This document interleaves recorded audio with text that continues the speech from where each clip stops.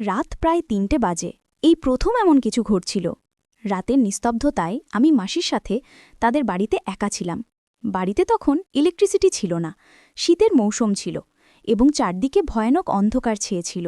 এই অন্ধকারে মাসির সুন্দর মুখ আরও উজ্জ্বল দেখাচ্ছিল, আর মাসি খুব গভীর ঘুমেছিলেন।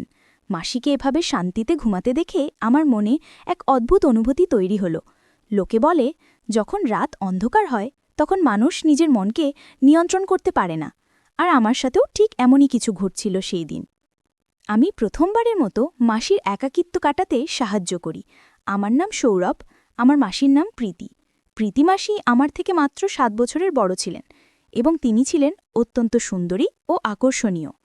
মেশো এবং মাসির বিয়ে হয়েছিল মাত্র ৪ মাস আগে।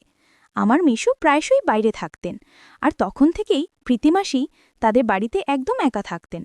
ছোটখাটো বিষয়েও তিনি প্রায়শই চিন্তিত হয়ে পড়তেন, আর যখনই মাসি আমাকে কল করতেন আমি সুযোগের সন্ধানে ছুটে যেতাম, কারণ মাসির কথা শোনা আর তার কাজ পর্যবেক্ষণ করা আমার ভালো লাগত। আজই যখন আমি স্কুল থেকে ফিরে দেখলাম প্রীতিমাসি বাড়িতে এসেছেন এবং তার চেহারা বেশ চিন্তিত দেখাচ্ছিল।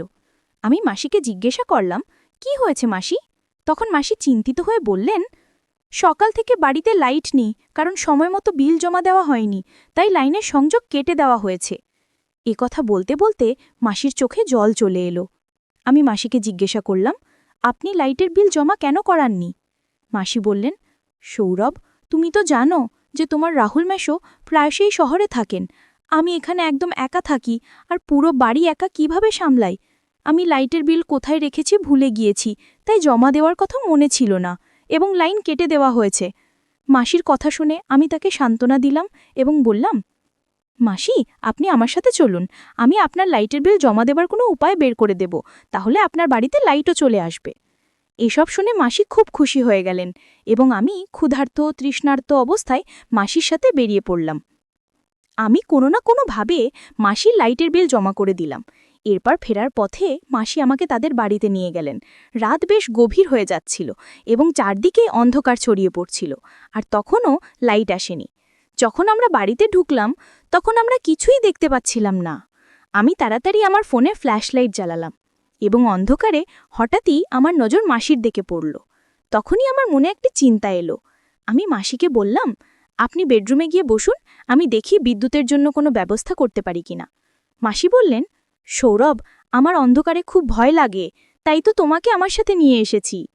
মাসির কথা শুনে আমি খুব স্নেহের সাথে তার মাথায় হাত রাখলাম এবং বললাম, মাসি, আপনি ভয় পাবেন না, এখন আপনি আপনার বাড়িতে একা নন।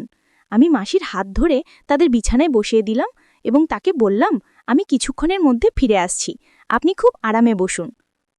আমি যখন রুম থেকে বেরোতে যাচ্ছিলাম তখন মাসি অন্ধকারে ভয়ে আমার হাত একদম শক্ত করে ধরে ফেললেন আর হাউমাউ করে কাঁদতে লাগলেন।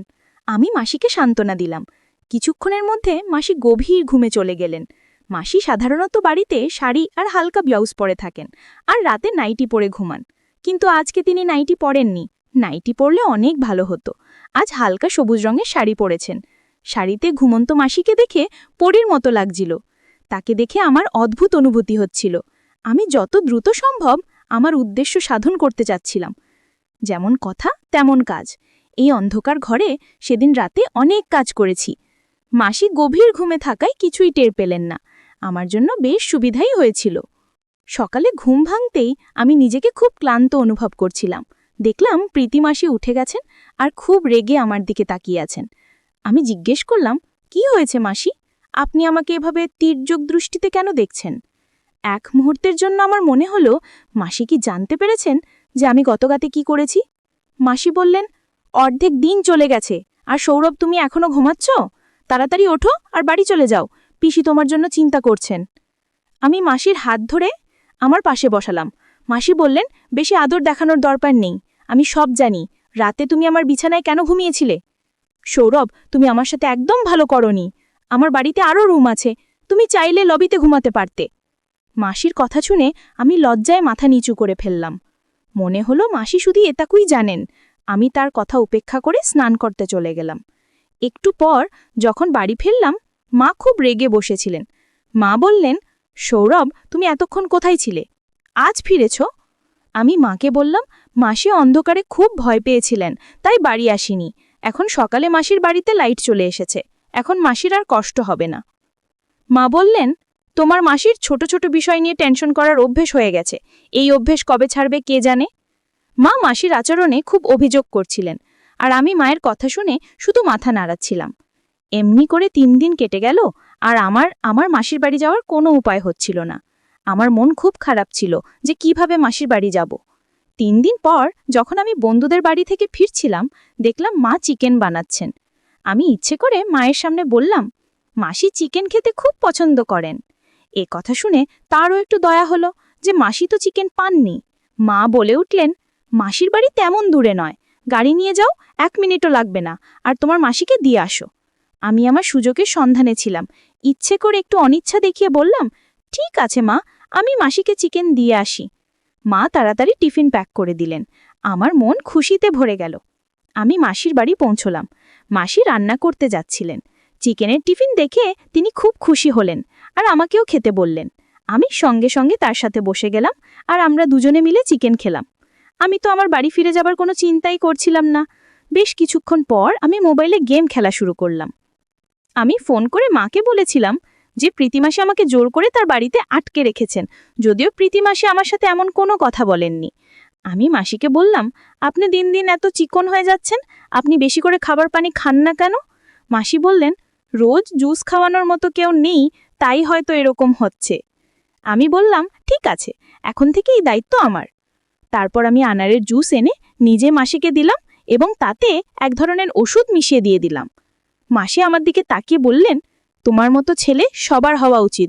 তোমার রাহুল মাসও এখানে নেই, কিন্তু তুমি আমার এত খেয়াল রাখো যে এখন আমার তেমন সমস্যা হয় না। নইলে আমি বসে বসে ভাবতাম, তোমার রাহুল মাসও ছাড়া আমার সময় কিভাবে কাটবে। মাসির কথা শুনে আমি হালকা করে হেসে দিলাম। মাসি কি জানতেন যে আমার এই সাহায্যের পিছনে কি উদ্দেশ্য লুকিয়ে আছে? আমি তো সবসময় সুযোগের খোঁজে থাকতাম। মাসি সেই জুস খাওয়ার পর খুব গভীর ঘুমে পড়ে গেলেন, এবং লাতের মতো আজকেও একটি কাজ করলাম। পরের দিনও আমি সকালে অনেক দেরি করে উঠলাম। যখন উঠলাম, মাসিও আমার সাথে উঠে পড়লেন আর বললেন, তুমি রাতে আমার বাড়িতে কাটিয়েছ, তোমার মা খুব চিন্তিত হবেন। আমি বললাম, না মাসি, আমি মাকে ফোন করে বলেছি তাদের কোনো টেনশন নেই, মা নিশ্চিন্তে বাড়িতে আছেন। দুপুরের দিকে প্রায় 1টার সময় আমি বাড়ি ফিরে এলাম। মা আমাকে বললেন, তোমার পড়াশোনাতেও একটু মন দাও, নইলে তুমি তোমার মাসির চাকর হয়ে যাবে, আর তোমার পুরো জীবন নষ্ট হয়ে যাবে। আমি মাকে বললাম, মা, আপনি কি ধরনের কথা বলছেন? সে আপনার ভাইয়ের স্ত্রী, একা বাড়িতে থাকেন। যদি আমরা মাসির কিছু কাজে লাগতে পারি তাতে কি ক্ষতি? এখন আমি ঠিক করেছি যে আমি প্রতিদিন রাতে মাসির বাড়ি যাব, যাতে তার পাশে থাকতে পারি। আশেপাশের প্রতিবেশীরা বলেছে যে এখন গ্রামে অনেক চুরি হচ্ছে, এই অবস্থায় মাসিকে একা রাখা ঠিক হবে না। আমার কথা শুনে মা টেনশনে পড়ে গেলেন এবং বললেন, ঠিক আছে, তুমি রোজ রাতে তোমার প্রীতিমাসির বাড়ি যাও, কিন্তু সকালের সময় মতো ফিরে আসবে। এরপর থেকে আমি প্রতিবার আনারের জুস নিয়ে মাসির বাড়ি পৌঁছে যেতাম, সেই জুসে ওষুধ মিশিয়ে তাকে দিতাম, আর মাসি গভীর ঘুমে পড়ে যেতেন। আমি আমার সুযোগের সদ্ব্যবহার শুরু করতাম। এখন আমি এই কাজে খুব খুশি ছিলাম। আমি খুব সহজেই মাসিকে বোকা বানিয়ে দিতে পারতাম। মাসি কখনো আমার উপর সন্দেহ করেননি, আর বুঝতেও পারেননি যে আমার উদ্দেশ্য।